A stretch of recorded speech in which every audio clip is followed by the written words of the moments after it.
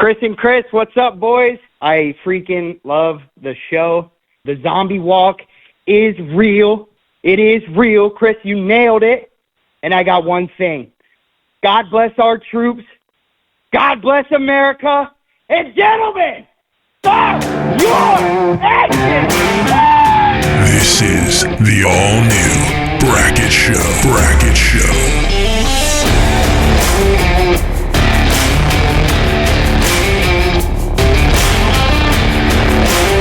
And now, here's Chris Brackett.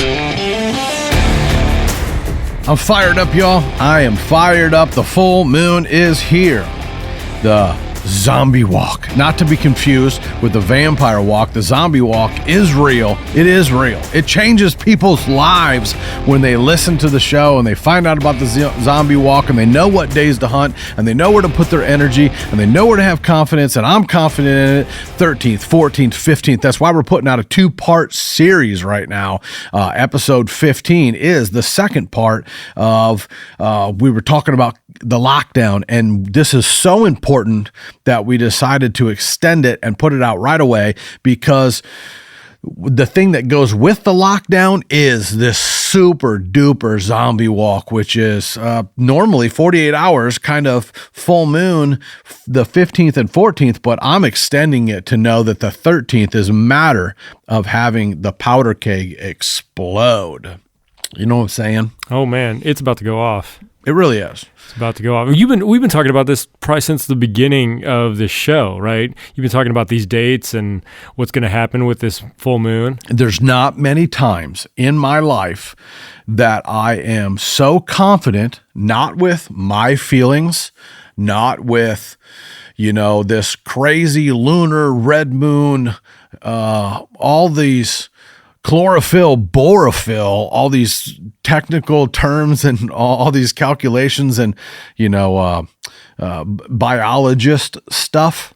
I just know pure fact for, 60% of the time it works every time.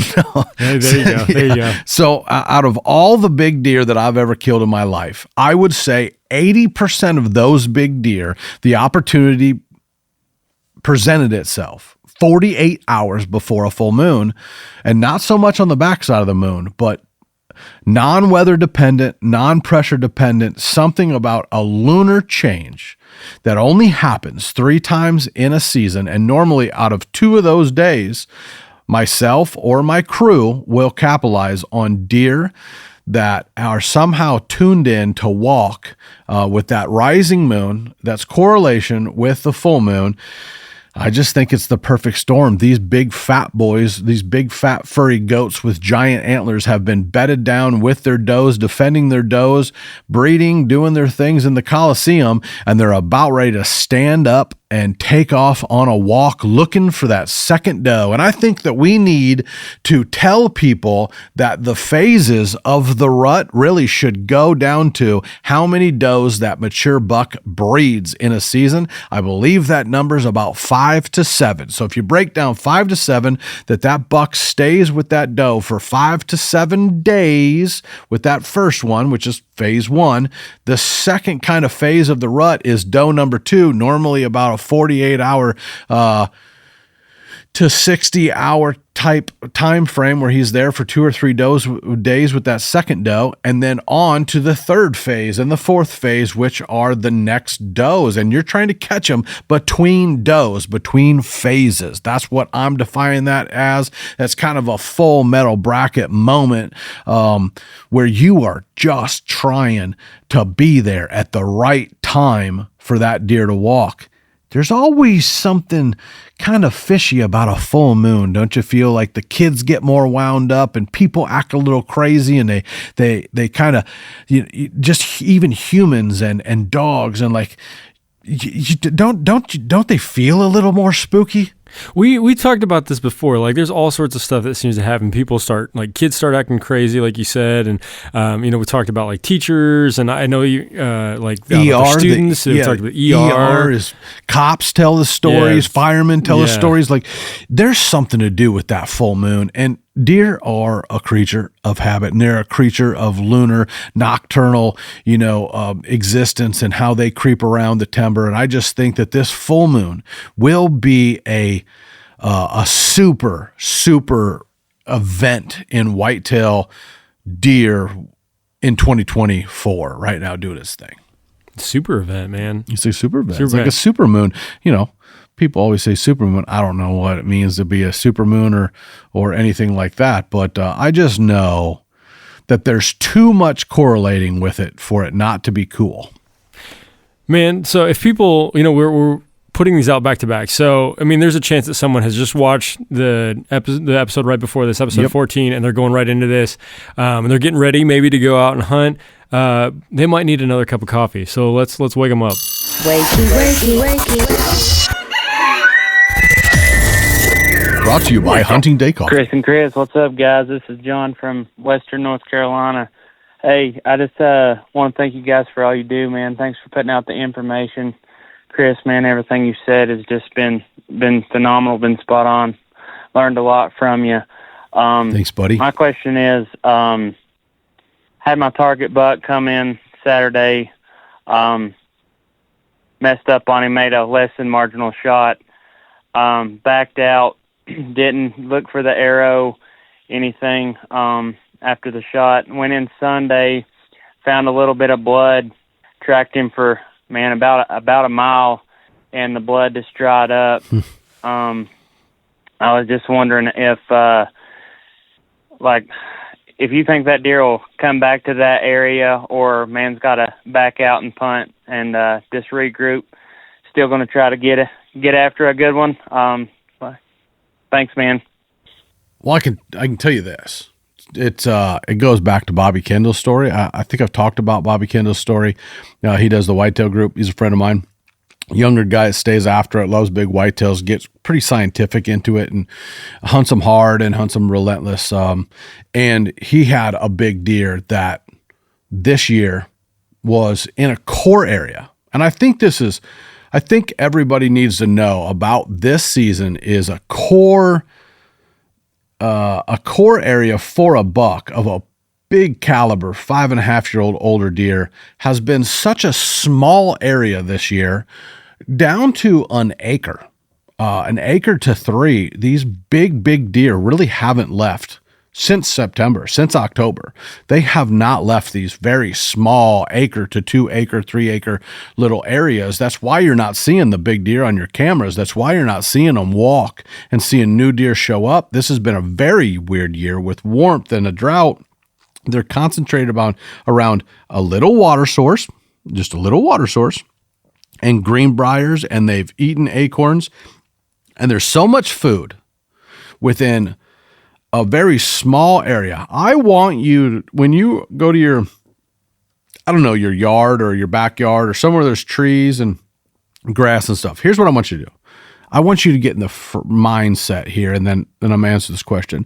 I want you to get in the mindset where if you go in your backyard right now, and you just sat down with your kids or just hanging out, just take a moment and look around and say, if I was a deer and I had, a rheumous stomach and I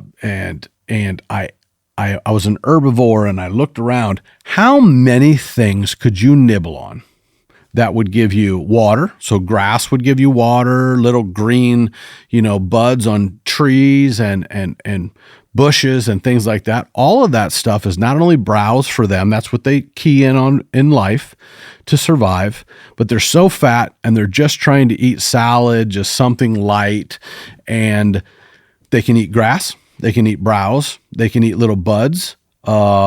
They have some type of water source. And even if they don't have an actual water source, unless they're running a marathon and chasing does, they can survive on whatever water is due in the morning on the leaves that they're eating. They can lick a lot of leaves and know that they will eat fallen leaves from the maple trees, and they can survive just on that. So I want you to take time to just look around your yard and go, a deer could eat here for so many weeks, as long as the temperature didn't fluctuate to super, super cold 30 degrees.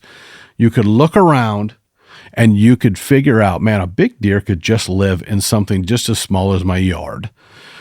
I want you to have that frame of mind when I answer this question as far as, okay, even though North Carolina is far down south and he shot his target buck. Now, it's simply going to come down to one thing.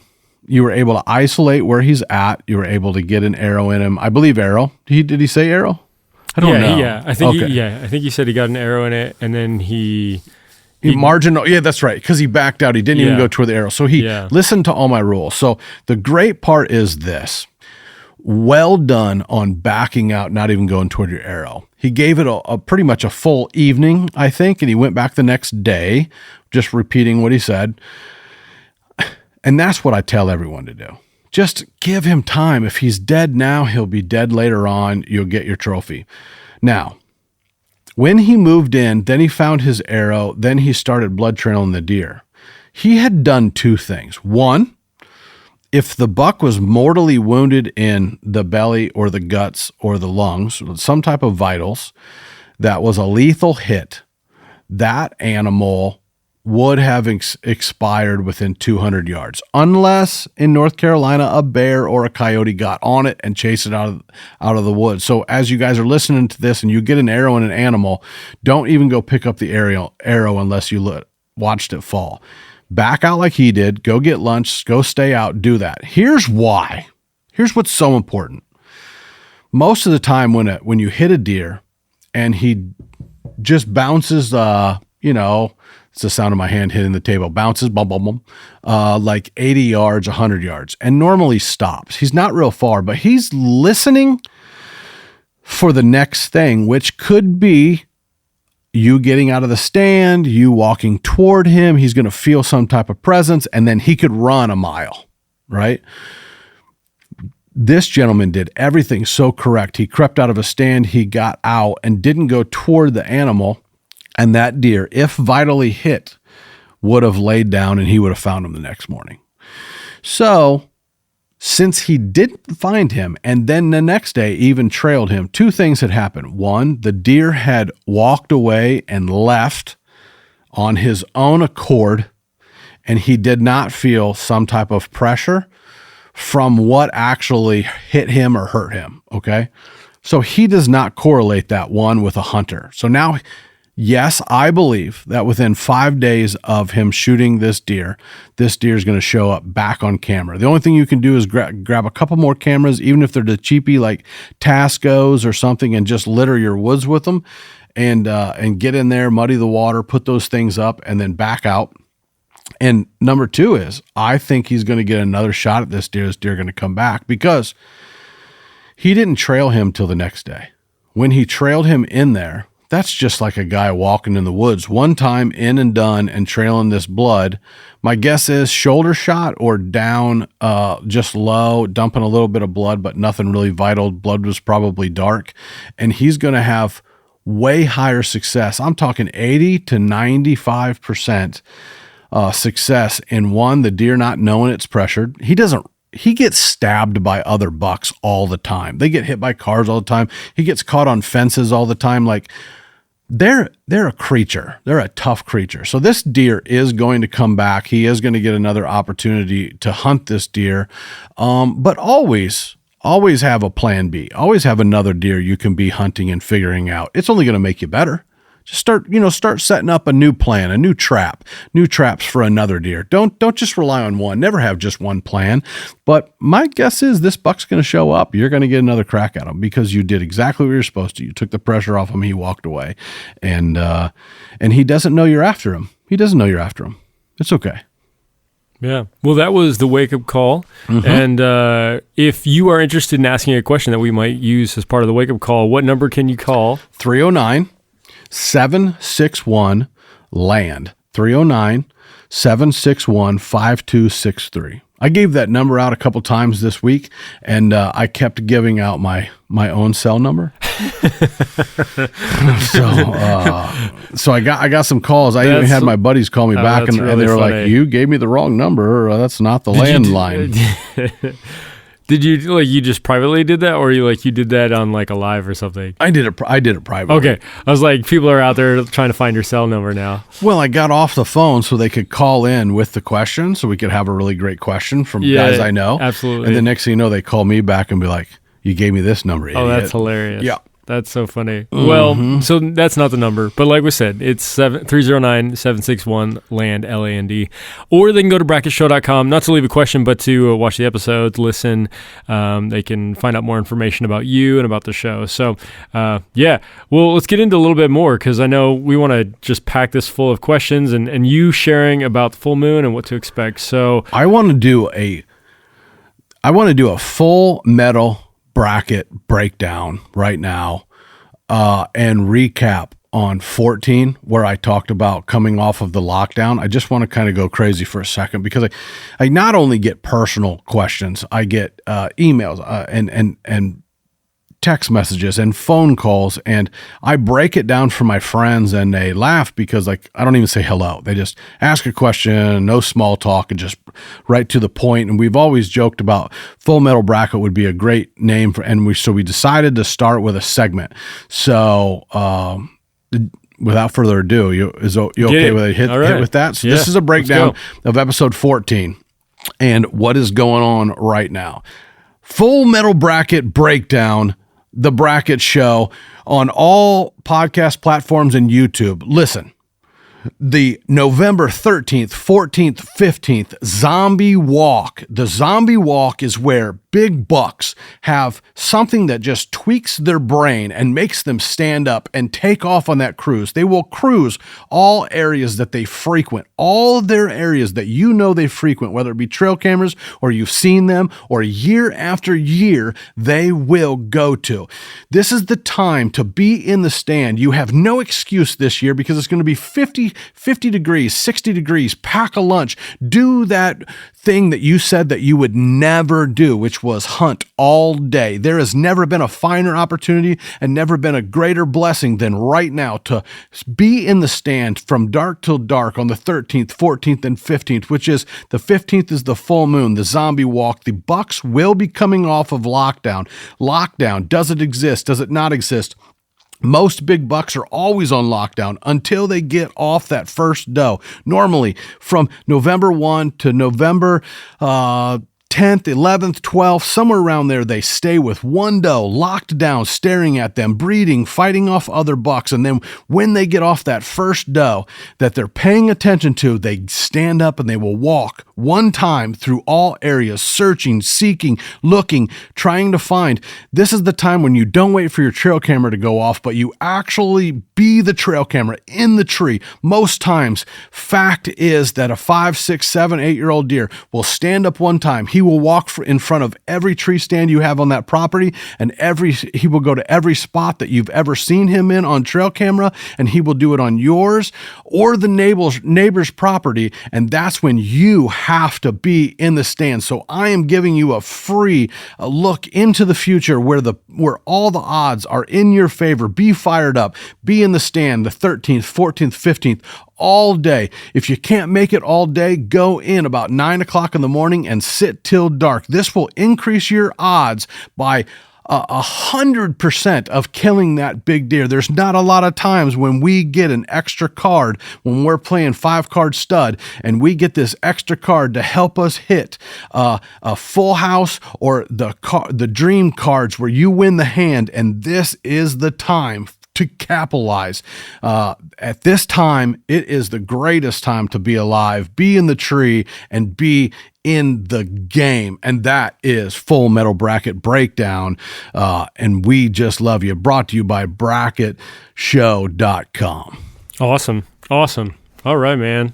I mean, that really gives and sets the tone for the lockdown that we just were in, that you can go back and listen to, which really talks about these bucks being in the Coliseum, being in a football field on a Texas Friday night when they're playing football and the whole town is in one little certain location, and then breaking down every 300 acres, knowing that there's a football stadium in each 100-acre block, and that's where all the deer are. So we're getting ready for them to let the game out and everybody go walking and everybody go back to doing deer stuff. That is what's happening in the next 3 days.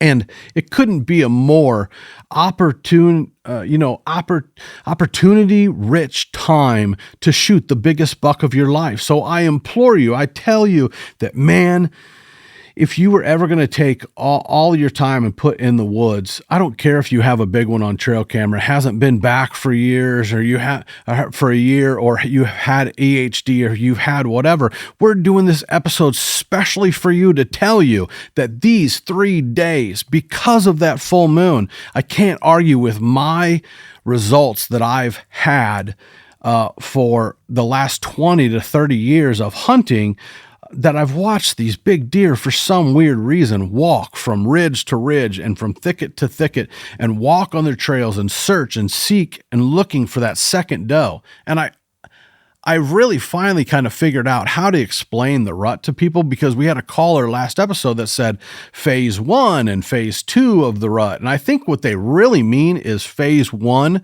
is first doe lock. Second phase is like, well, he's on his second doe. I really think that these big bucks, stay 5 to 7 days with the first doe. I know I'm repeating myself. The second, they spend 2 to 3 days with with another doe and another doe, and that kind of goes on until they get exhausted, and they get exhausted around that gun season for us, which is like the week of Thanksgiving. And you'll find these big bucks just kind of laying off the edge of the field, thinking about life, going, I've just spent 2 weeks fending off bucks and really fending off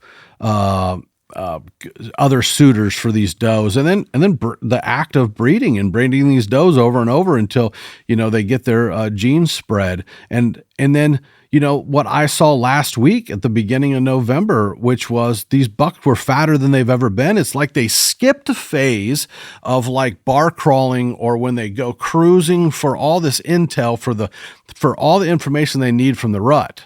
Like, that's literally what they do. They kind of skipped over that phase. So they've held onto their fat. They've held onto their energy. We've got warm temperature. It's like they went, I'm not going to go trick-or-treating this year. I'm not going to go walk around. I'm just going to stay right here. I'm going to breed this doe. And I think that we're going to have this trick or treat, this bar crawl at the same time as the full moon, and at the same time as the big boy gets off of the doe and takes off walking. All these things are going to culminate at the same time, and you got that full moon, that little bit of extra. This doesn't have anything to do with like NASA scientific deer data. This just has to do with real life experience, being a woodsman and being out there every single day. And I'm really excited for people. That's why I'm telling you this. And this is the bet. The bet is, if I'm right, you need to consider me for a consult, whether I come to your farm, right. Or you call up and we do an hour, hour consult. If I'm right, let's do a consult. You guys hire me. That's a pretty good deal, dude, to take it to phase 2 in our relationship. Yes. And if not, I'll just keep doing this show and helping you out forever. For free. Yeah, for free. Yeah. All right. Hey, Chris, Brian, Western Kansas. Congratulations on Boots and your buddy on Spider. Just amazingly happy for you guys. Anyways, got weather this week, right? Rain, and some consistent rain in the Midwest. Curious about your opinion on how that rain will impact deer movements. I guess during the rut, maybe it's not going to be quite as impactful. Those deer have got to be on their feet doing their thing. But curious if you think that really does impact them much. And then as it gets a little clearer after that moves out, if we should see the activity pick up. And then maybe just a second question, touching on where these mature bucks, like to breed the does. Pulling them into small little plum thickets, things like that, where they can kind of protect them. Just give people some opinions on, understanding that maybe those bucks aren't just going to breed them in the middle of your property unless you got some thick bedding. Anyways, guys, God bless. And again, congratulations. Man, that's awesome. That's an awesome question. Okay. First thing that he said was, if you guys didn't know, I already knocked down a big buck. Kirk actually knocked down 2. He's all tagged out in Illinois. We had a really great week right there before kind of pre-lock. Okay. His first main question was what again? Sometimes I'm talking about rain. Oh, yeah. Saying how does that affect things, or does it much with the rut? Yeah. Well, here's what I got to say about the rain. Ready? Even though we don't have the cold temperatures, we have overcast skies today. Anytime that you can get rain, you got an overcast sky.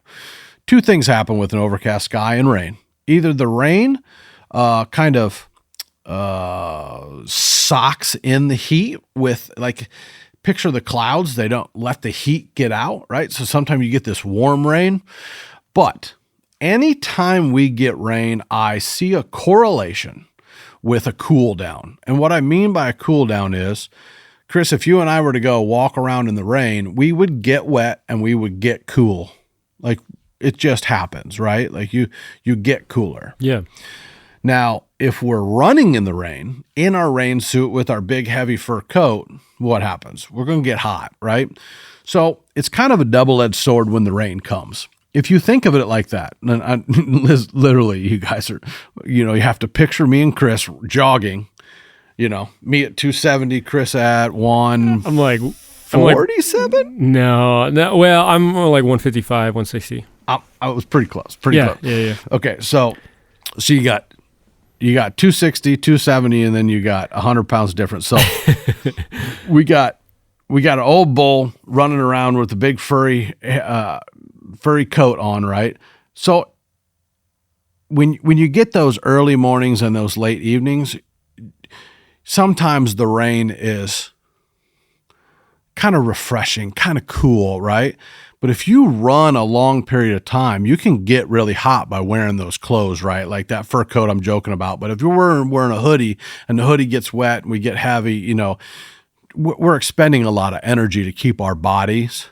And so I want you to think about that. Just the simple understanding of common sense when being out in the rain.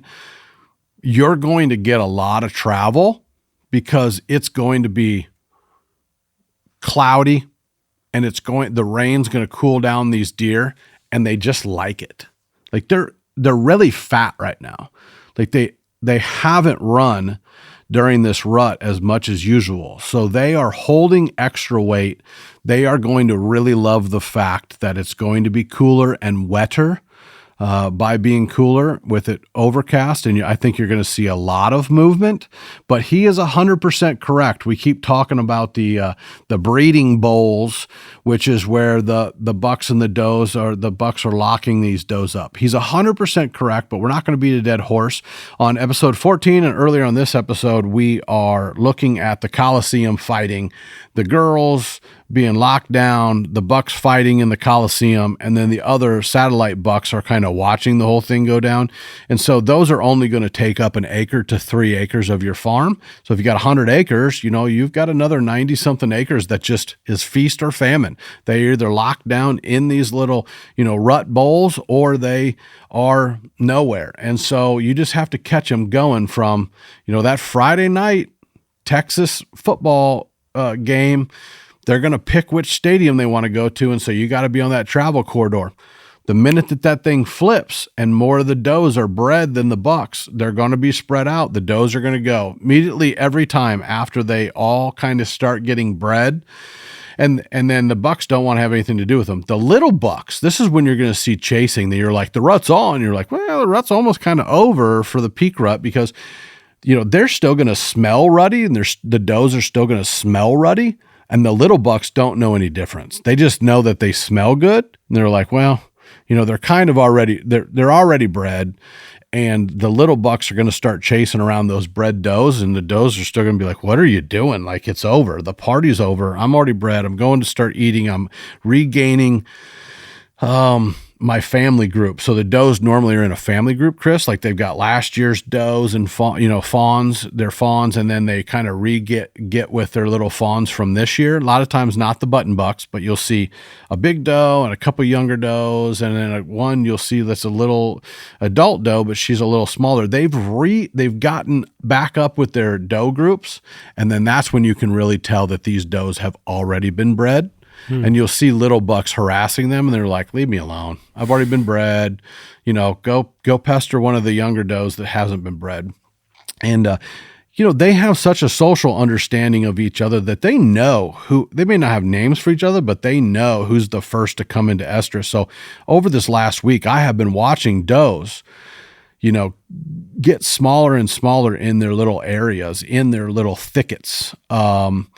And kind of kick their fawns away a little bit and stop them from milking. And you're watching these does kind of spend more time in an area, and she's licking. A lot of times you'll see her, like when a dog comes into heat, they'll just be messing with themselves or rubbing their butt on the ground. The does do the same thing. They kind of are always licking above their tail. Now, as these does get bred, you're going to look at them, look at their hocks and their glands on the kind of the joint, their elbow joints and their back legs. They pee on these little glands and these little hocks, and they rub them back and forth while the pee runs through them and runs into these glands. And I want you to watch the color variation in them. They will get a little bit darker when they're in estrus, and they'll actually start lightening up after. So the darker they get, the closer they are to estrus, and then as they lighten up, that's when they've already been bred, and now their hormones have changed and went into more mommy mode, and now they got to eat because they're already starting to grow babies.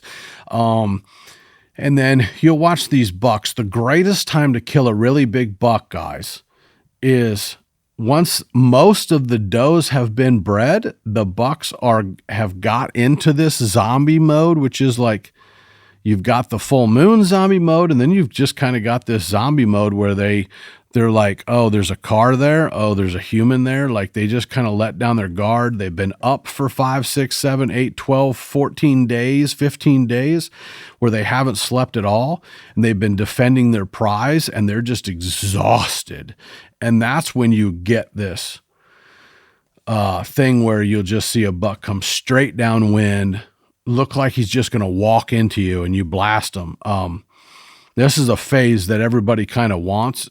And if we miss it, you feel like you've missed the parade. You feel like you've missed this season that we've waited all year for. You feel like you missed the parade. So don't slack right now. I know you boys are tired. I know you guys that have traveled, my guys from Michigan that have traveled down, Ryan and his crew, and all my buddies are traveling, and they're kind of been here for the first, 13 days. And if they're smart enough, they've paid attention, and they're back for this 13th through the 15th. So. Right. Yeah. Yeah. Well, here, let's big see. Bucks are going to hit the ground, dude. Like we're going to get pictures sent to, well, I could not tell you the success stories from clients and people listening to this show.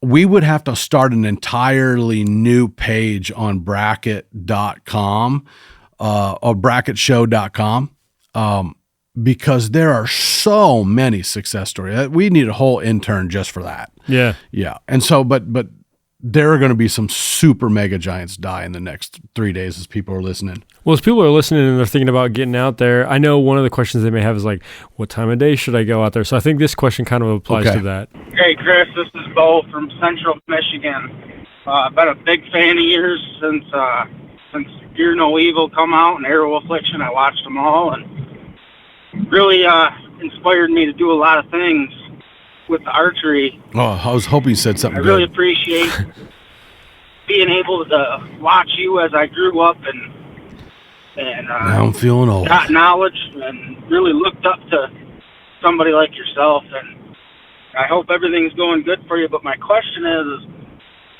I try to hunt a lot of state land as much as I can here, but I also hunt some private ground, which isn't too bad. There's a lot of ag field and a lot of river bottom, or a lot of river frontage to it. I was honestly curious on how would you go about setting up on that private. All the standing crop as of right now is down. I'm finding lots of scrapes and honestly more scrapes than I am rubs. But lots of young deer with lots to do. How would you go about it and time of day wise? That'd be cool to hear about it. Hopefully you're having a blessed hunting season, and I am, sir. Looking forward to hearing what you have to say. Have a good day, and keep living strong, man.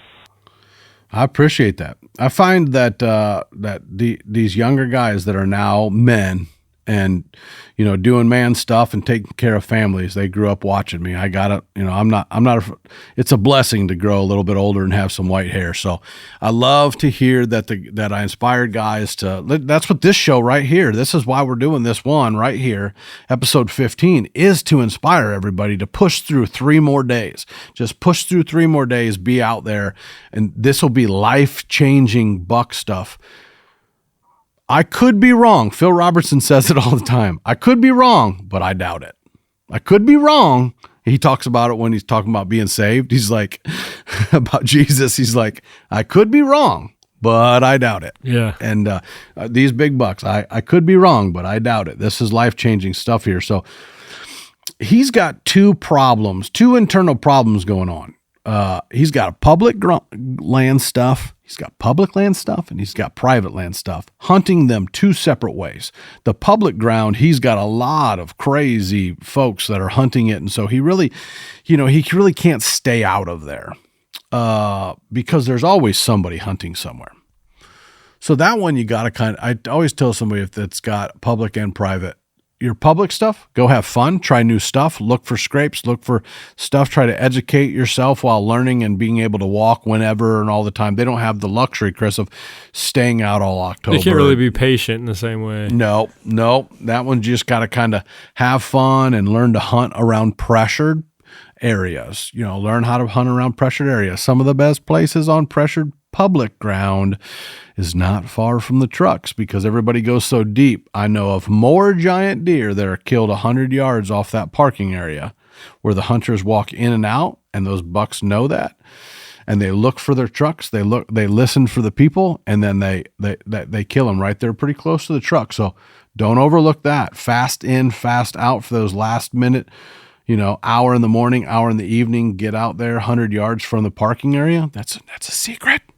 That's out now. That's a good little tip. And then private. Here's the deal with private.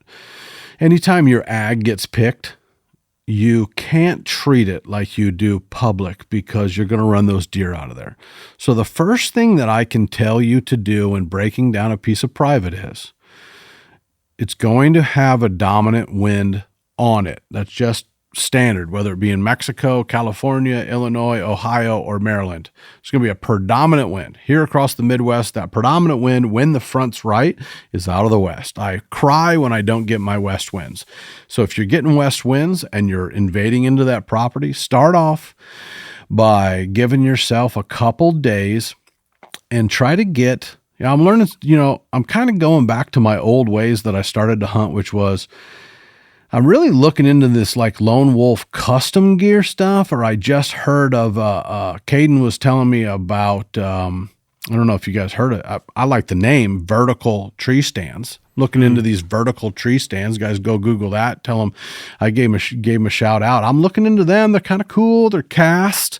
Caden was showing me all about them. So if I can get me a little setup, man, that I can kind of move in, put up a couple sticks, and then hunt kind of outside in, every place has a place to park. And if you have this timber, let's say this private's 40 acres. Okay, 40 acres isn't big, but it's enough to make you mad and hold some deer.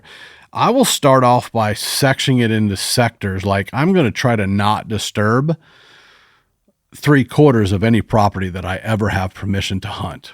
I'm always going to hunt that first quarter and concentrate on that. I'm a firm believer in hunting the first quarter of it and leaving the other 3/4 alone. Letting those deer do deer stuff. Eventually they'll do deer stuff on the front quarter. And that is how I would infiltrate that. I would rather create a home of security to have my deer come back to and hunt them on the edges than invade the middle and blow it up for 1 or 2 hunts. So that's the way I would approach both of those, just a little different. Hey guys, this is Captain Rob calling from the shores of Lake Ontario here in Western New York. My question is regarding kill strategies using cell cams. Last season, I was fortunate enough to kill a great buck in mid-October with a bow. He daylighted for me for a couple of evenings in a row, and with perfect conditions on evening 3, I was in the tree to meet him. In my first season using cell cams, I realized that they're an absolute game changer, and now see the endless advantage in the woods that my tactic cams could be giving me. Historically, most of my cameras have always been on Overwatch, and I feel they do a great job of inventorying the herd. You know, my sites are, low impact and easy to get to, food sources and field edges. However, Chris, I guess I'm looking for advice to bring my camera game to the next level. Once we get past that inventory stage in the season, for me, it seems to be about 2 to 3 weeks in October. What could I be doing to make these cameras do more for me? And I guess, what are some quote unquote cell cam kill strategies that you would suggest throughout the entire phases of the hunting season, starting from early season all the way through late season? Thanks guys. Keep up the hard work. Well, deer can sense cell cameras. Whether that's sick, their spidey senses go off, right? Like there's been this debate, like this Discovery Real World podcast said, like, I know deer do this. Well, of course they do. They're made overseas. They're made out of plastic, and you're sticking a piece of plastic in the woods with a little strap, and the batteries smell. Have you ever smelled like batteries have a distinct smell? Cell cameras have been around now long enough that there isn't a deer on the planet that hasn't seen one or smelled what that does. And if you listen if you have one in your living room or you set one on your desk right here, and every time you move, you just hear this little click. You set it on 1, 2, 3, you'll hear 3 clicks. So I think one of the cell cam tricks, my deer are different. My deer are super not messed with, very chill. They put up with cell cameras because they don't have any reason to freak out at them. Okay. So I do know of a couple little tricks. One, you can set them for 1 picture. I set mine for a burst of 3, but my deer will like hear it click and then look at it. I also set it for video because that video will go off and it'll play that video. Look for that infrared. Infrared is sometimes used to deter deer. All those things you want to take into consideration when you're thinking about cell cameras and, even decenting them or how long they've soaked outside in the sun and baked.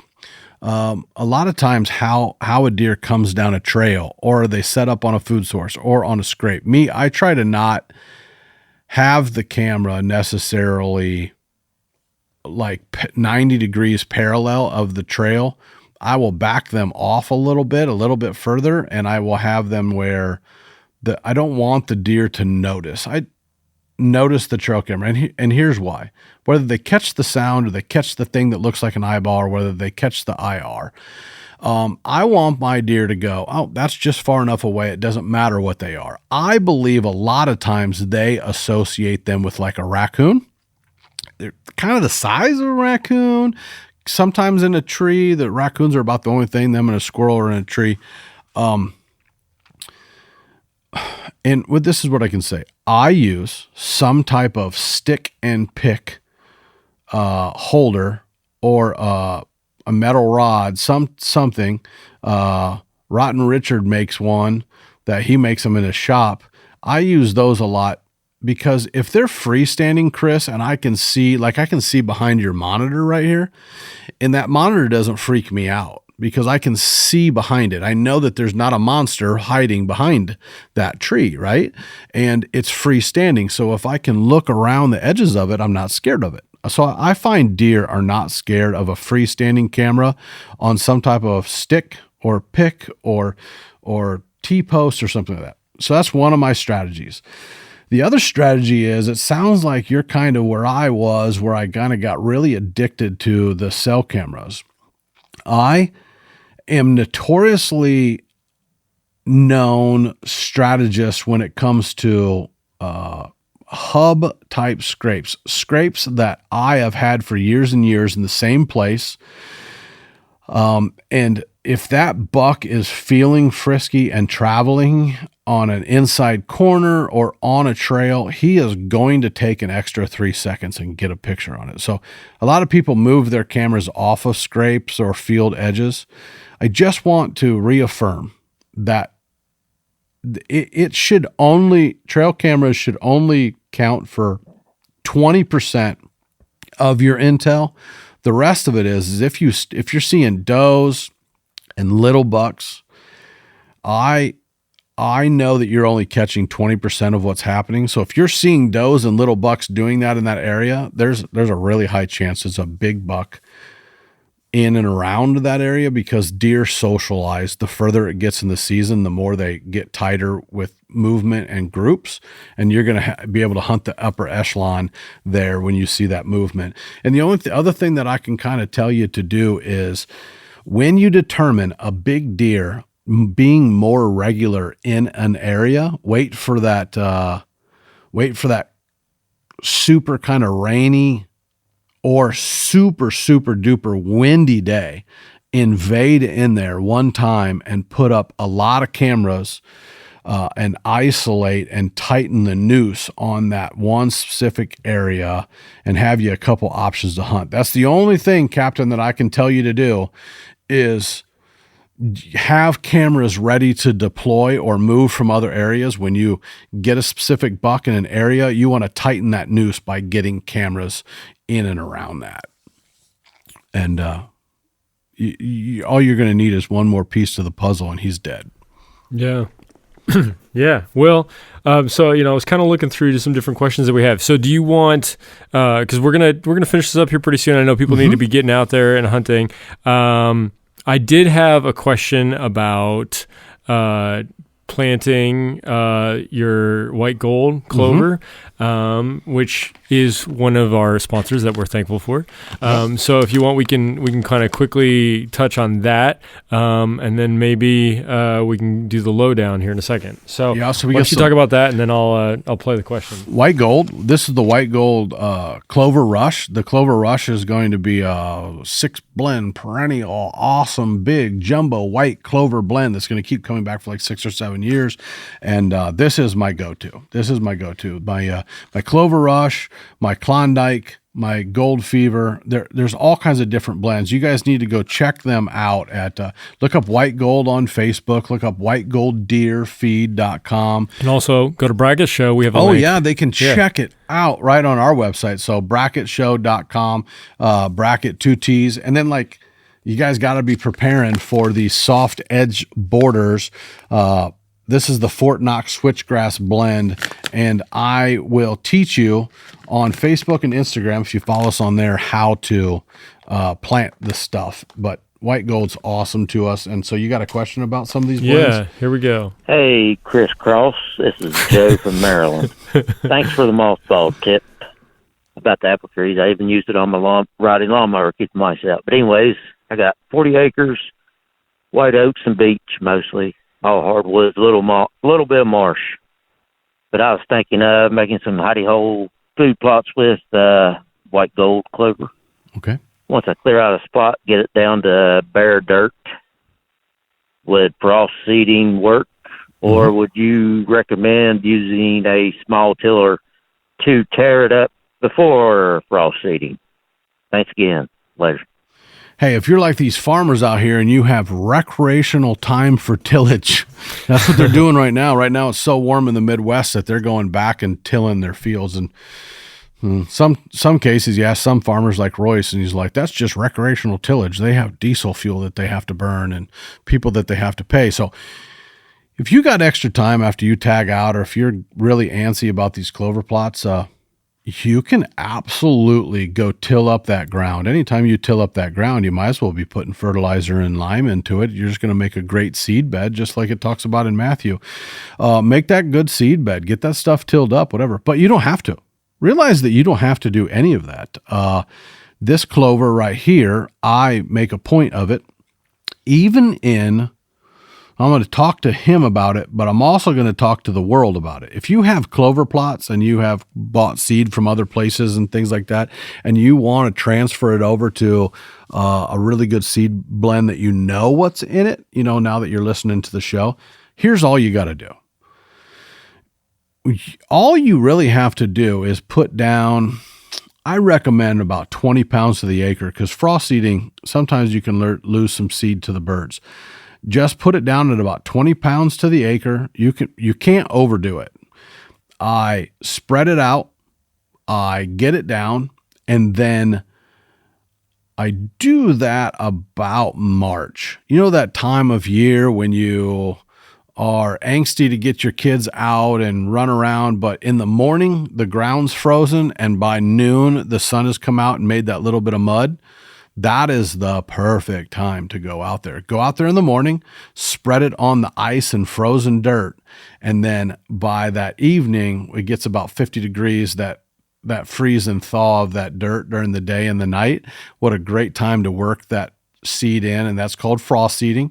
Once the clover starts coming up, you can give it a little spray of Imox at 5 to 6 ounces per acre around May to June, and you're only going to be left with clover, and you're going to have this beautiful clover plot. So the main thing that I would tell them was make sure that you're picking a spot to do this in, that you have the dominant wind in your favor and the clover plot's upwind, and that you are picking the tree and planting the food plot around the tree, or picking the blind spot and planting the food plot around it.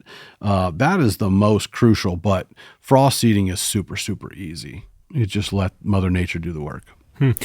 So I did, you're going to understand in a second why I'm saying this. But I did a lot of sports growing up and like through high school and stuff. One of the things I did was ran cross country. Well, there was like a 3-team track meet or cross country meet at Jubilee Park. Mm-hmm.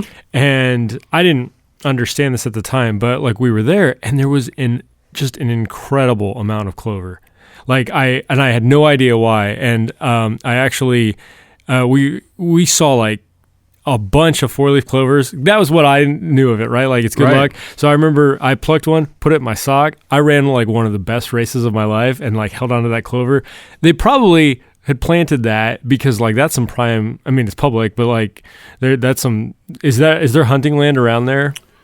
Well, the biologists at Jubilee, they actually are not for the deer. Really? Okay. Yeah, because I actually asked them if I could go plant the food plots there. But like I was literally just thinking about it. I was like, oh yeah, I remember. I'd never seen clover like that, and I was wondering like if there was a reason for it. My guess is they frost seeded into or drilled into a lot of the grassy areas, so they had a 50-50 blend. Sure. And then they could, there's a lot of horses out there around there, and the horses. Yeah. So the horses, if they fed on just clover, they would kind of bloat. But if you have grass and clover, interesting, it's very good. So I would guess, because it's an equestrian park in central Illinois, that they frost seeded clover in and amongst all the grasses. And when you find 4-leaf clovers, that means that it is a very rich soil, a very healthy seed. And, one of the cool facts about Clover Rush is it has a lot of 4-leaf clovers in it. Oh, nice. My whole dam at my lake, I take my wife. Sometimes I'll go out there by myself, or I'll take people out when they stay at the Airbnb, and they'll pick 4-leaf clovers till the sun comes up or sun goes down or whatever. Like they just pick so many 4-leaf clovers that I actually went to Royce Corbin's place, one of my friends, and we had planted, real world side by side with this Clover Rush, and we were out there in it. And one of them had a lot of chicory. I think mine had a lot of chicory in it too. It was really super healthy. And I said, hey, hey boys, his 2 little guys, whatever. I'm like, hey, do you want to know what's really fun about this? And so in September, when we were goose hunting, I said, there's 4-leaf clovers in here. And like on cue, we looked down and there's this giant 4-leaf clover, and we picked one. We looked for about another 20 minutes and we didn't find another one. But it's really cool. That just means it's really healthy. Sure. And but that's what they do at parks is same thing, frost seeding. Yeah. Just even if you wanted to add clover to your yard that you have deer in all the time, you can go toward like the back of your yard where it's going to grow big and beautiful. You can frost seed it right into your yard. Don't do it if your dad doesn't say it's okay. Yeah. Because then I'll have to kill it. Because we've had to kill clover. Yeah. Yeah, you kill it with some 2,4-D. But yeah, you can just take grassy areas. A lot of places, let's say old pasture ground or whatever, don't be scared to use this tactic of clover rush just in any grass that people, mow or whatever. So if you're hunting a backyard or a little property that's got mowed grass or an old soccer field or an old golf course or something, just go over it super heavy with this awesome clover. It will slowly take about 3/4 over that area, and the deer and the fawns will love it. So if you're wanting to enjoy wildlife in your backyard, just frost seed some of this awesome clover rush, white gold clover, and you're going to have your own little food plot in the back there. All right. One more quick question before we kind of wrap things up. Hey, Chris and Chris. This is Jason in Missouri. Long-time listener, first-time caller. Hey, I have a couple quick questions, Mr. Brackett. I've lived in town most of my life, and I've been fortunate enough just here recently to move out onto the property that I've hunted for probably 15 years. Awesome. Was pretty excited. The kids get to ride four-wheelers, all kinds of stuff. And being a hunter, I can't help but question if that's hurting my deer hunting. 100%. I want the kids to ride because it's something I didn't get to do when I was younger. I make them ride on a pretty large area in the center. I mainly hunt, closer to the edges. They don't just ride everywhere. It's always on the same track, so to speak. What's your thoughts on ATVs around mature deer? I don't want to ruin my hunting or their hunting, but I don't know if I should take the riding away from them around hunting season or what. That's one of my questions. Another one, I heard the other day that shooting at a deer with a bow, if their head is down, they are more likely to jump the string than if you shoot at them. Yeah, they can duck 2 feet. I've never heard that before. Until here recently. I'm not sure if I believe it. I've had plenty of deer duck my string, and I've shot at them with their head down, thinking they were sidetracked. Made that mistake many times. I heard that. I thought I'd ask you that you'd probably know. Thank you, guys. I love your show. Listen to it every chance I get. I hope you guys have a good season. I appreciate Thank you. Yeah, I've got a couple quick answers. One, ATVs will ruin big deer. Period. Just human interaction will ruin big deer. Here's what I can tell you about having an Airbnb and a fishing pond. And I take 3 acres of my 100 acres, and I let on that 3 acres, you can ride your bike around. You can scream and yell and fish and chainsaw, and like ATVs would be no different. I would take 3 acres of that, make that 3 acres up by the house as more fun than riding the whole property. Okay.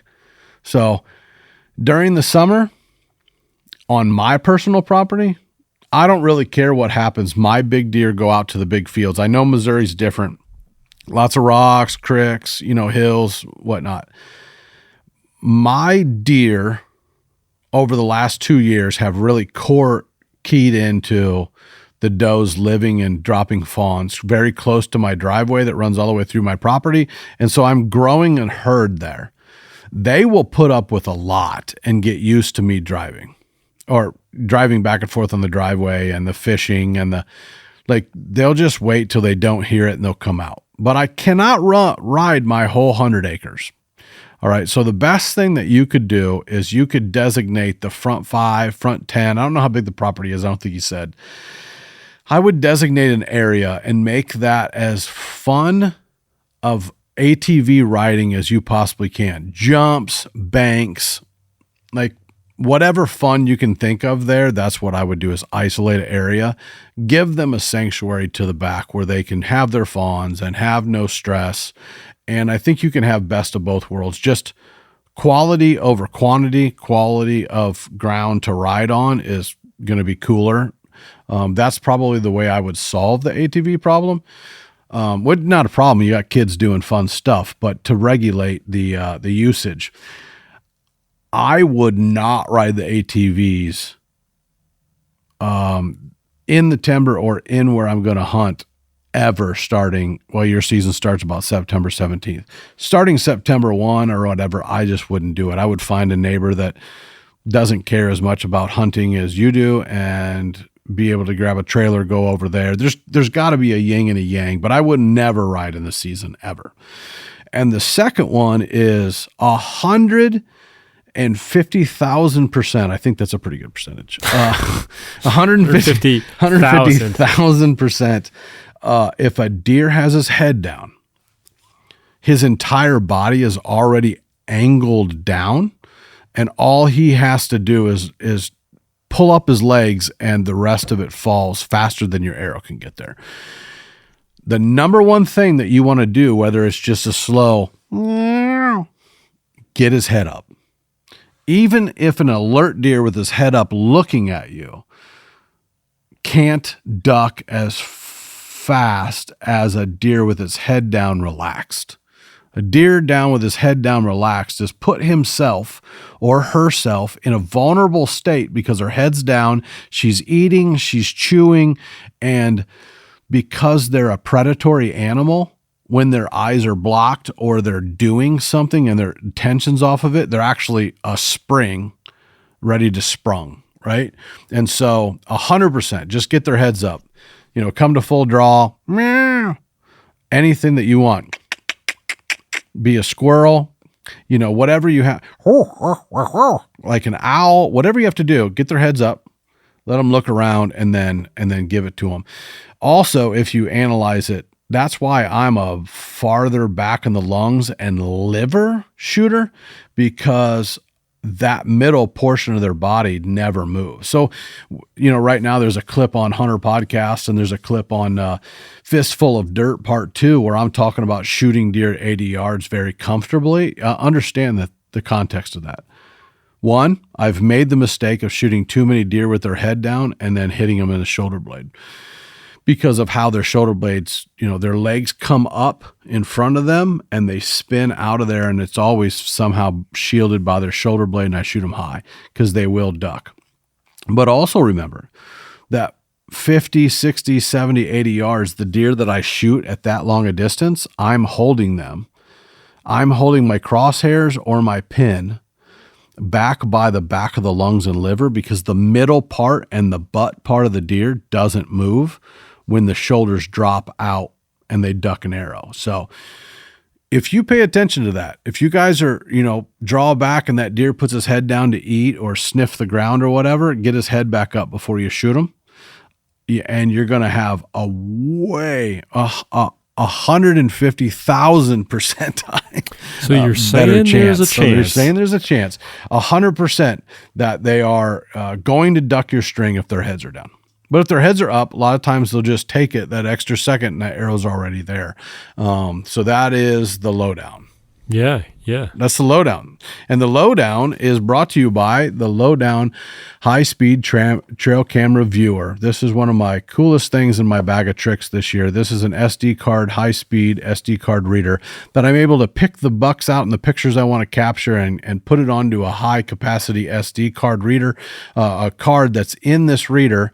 And then I can touch screen and swipe it with its 9-inch HD color touch screen. It's flipping fast. It's super simple, and it's dang big. It's out of Wisconsin, and I just absolutely love it. So check out the Lowdown high-speed trail camera viewer at lowdownviewer.com. And I know that there's going to be giant deer die literally hours after this podcast drops, because people have been wondering when to be in the woods and when to get back in their car from Pennsylvania and Maryland and down south and head to the Midwest, where they have farms and leases and things. But as bad as I don't want people to shoot the big deer so I can shoot them, I'm a giver.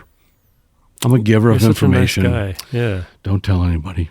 Don't worry. Sometimes I wonder why I'm trying to help people kill more big deer.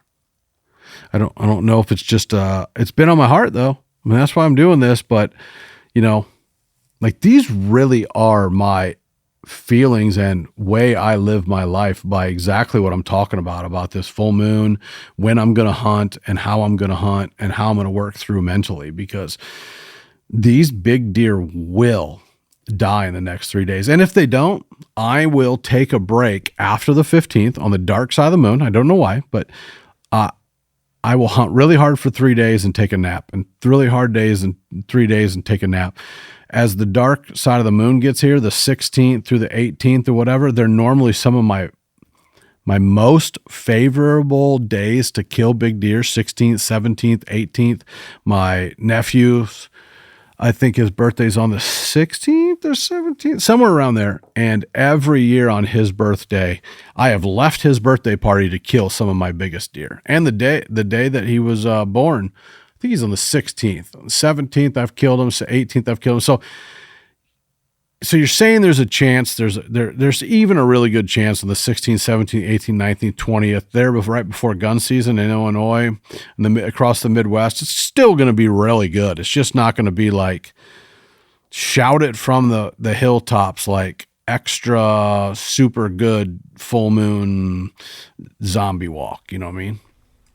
Yeah. But hopefully, I think there's a chance that maybe people are driving into Illinois listening to this on the podcast. They might be set up, getting ready to go out, watching it. So, I mean, we want to hear from you. What sort of experiences are you having? Because a lot of people have been leaving comments and stuff like, yeah, Chris was right. We have like that guy who called in and was like, you were right, Chris, you were right. The zombie walk is real. So let us know what your experience is, and we'll share some of that. And also feel free to call the landline, which is 309-761-LAND or 309-761-5263. I just got a booyah there you go. Picture. Look, from we were just talking about that. A client that, like on cue. Like on cue, man. Like I just picked up my phone here just to check trail cameras, and Ryan, one of my clients, that was very skeptical at first, but like, I'll pay it, come on out. And it's a big project. And the farm that we didn't do a lot too, we just put food in the middle and kind of took the pressure off. He just killed a super giant 10-pointer. So congratulations, Ryan. Like those are some of my Michigan guys. Those roll in all day, every day, and it's starting. Dude, today's the 12th. Tomorrow's the 13th. Like the 12th, 13th, 14th, 15th. Like this week is just going to be absolute fire, and it's starting already. It's starting already as we're filming this. Drop everything, kiss the wife, there. Give her a couple $100, have her take the kids to Chuck E. Cheese, and go to the woods. It's on. It's on like Donkey Kong, because it's the powder keg. I was trying to explain in the other room how we were going to do this thing, and it's the pressure building. If the deer haven't moved yet, they gotta move. If they haven't moved yet, the longer you don't get pictures of them, the sooner it's going to happen. And it's like this powder keg. And as the full moon's coming, everything, it's like we've lit the fuse to the dynamite. It's in the other room going, shh. And like, I don't know, man, I'm going to be fired up. Then even this morning, I had big deer on their feet, but they're 4-year-olds and they're kind of running all over my farm. We were talking about it, camera. It's only going to take the big boy to do it one time this afternoon to get him killed. What do you think? You think you'll see Donger?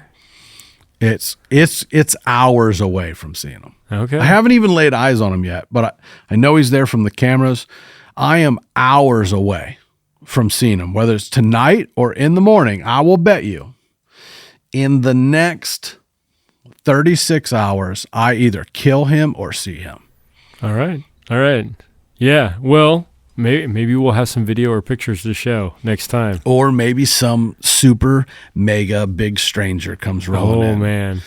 But if Diamond comes rolling by, he's dead too, and then I'm tagged out. And then we could just film podcasts every day, all day, and then maybe take the wives to the beach. I don't even know. Hey, that sounds good. I can't believe he killed this big deer. All Another client, best day of the year when clients call in and show us pictures. Awesome. Yeah, keep them coming. Okay, well, we're putting this out, so one's not coming out on Friday, so you're gonna get this one early, and then we'll see you next Tuesday or Wednesday, and make sure you're calling in, leaving a bunch of questions, because we're gonna need week before gun season questions, and then how to look at the weekend before Thanksgiving. That's what we're gonna need for our next questions. Is how do we get into this middle part of the season and keep you pumped up, and what to do, and how to keep you fired up, and gun season stuff. Let's go with gun season stuff, firearm season stuff, and end of kind of first bow season stuff. Deer are going to be feeding in on zooming in and keying in on food as we get closer. So if you hear this, don't be scared to call. We're all friends. 309-761-5263. Talk to you next week, y'all. I'm gonna kill a giant. Booyah. Give me a second.